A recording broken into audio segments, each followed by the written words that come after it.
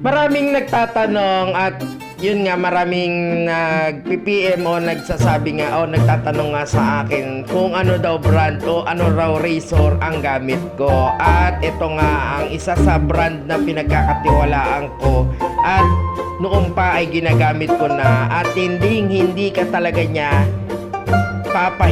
ipapahiya or iiwan, di ba?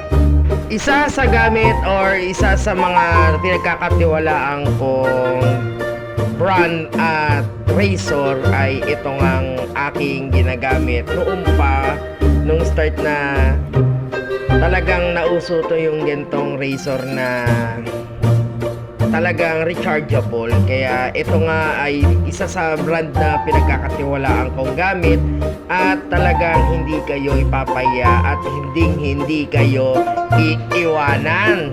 Parang ang jowa mo pag nakahanap na ng iba, ipagpapalit ka. Pero itong brand na to or itong razor na to ay hindi ka iiwan at hindi ka ipapalya at hindi ka talaga niya iiwan, ganon. Ang trim ba o pang razor talaga, meron to. May maliit, may malaki, talagang hindi ka talaga niya ipapahiya at sobrang talim. Hindi sa talagang sa mga nasusubukan ko talagang mga razor, isa to sa gamit ko talaga na pinagkakatiwalaan ko at matagal ko talagang nagagamit kahit pang araw-araw o kahit maya-maya ginagamit mo siya or lahat talaga kada oras talagang matalim siya, hindi mo na kailangan talaga ipahasa kasi habang ginagamit mo siya talagang tumatalim at subok na subok ko talaga siya.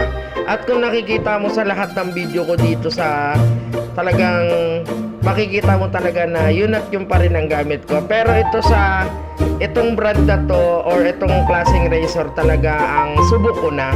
Sa marami na akong nasubukan din razor pero isa to sa talagang subok kong brand at razor na ginagamit. Kaya kung gusto mo ang makabili o gusto mo masubukan nito, pindutin mo na sa yellow basket ko dyan sa baba. Kaya tara na, subukan mo na at magamit mo na. Kung nagsisimula ka o matagal ka ng barbero, alam mo yan. Pero kung nagsisimula ka pa lang, pwede to. Para ka na ang professional. At hindi ka talaga magsisisi dito sa razor na to.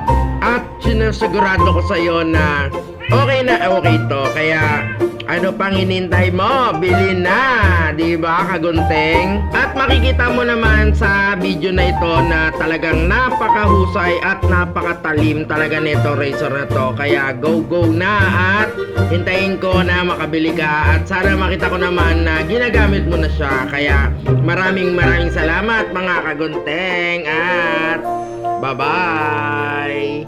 Thank you!